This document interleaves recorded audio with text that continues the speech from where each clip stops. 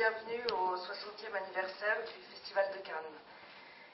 Pour cet anniversaire, justement, le festival a souhaité célébrer le cinéma en s'écartant de toute tentation nostalgique. Il souhaite au contraire aborder le futur avec confiance. Il doit aussi être, comme il l'a souvent été, le lieu des débats, notamment sur le cinéma de demain. Le Festival de Cannes propose ainsi un moment de réflexion sur les enjeux de la prochaine décennie. Et j'aimerais, à ce stade, remercier tout particulièrement Jérôme Paillard, qui a pris l'initiative de cette rencontre d'ouverture. Depuis sa naissance, le cinéma a toujours entretenu une relation étroite avec l'innovation technologique.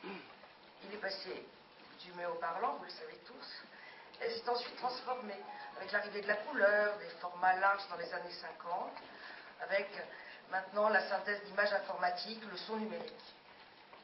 Il se prépare maintenant à une autre mutation de grande ampleur, obligée par l'arrivée des technologies numériques. L'œuvre cinématographique est généralement destinée à un public, rassemblé dans un lieu d'exploitation dédié, lui-même souvent dénommé cinéma, pour reprendre l'expression, je crois, d'un des intervenants, Emmanuel Ectis, souvent dénommé cinéma par métonymie. Est-ce qu'il en sera encore ainsi demain? Et qu'en sera-t-il de son public? Qu'en sera-t-il de la relation particulière du public au cinéma?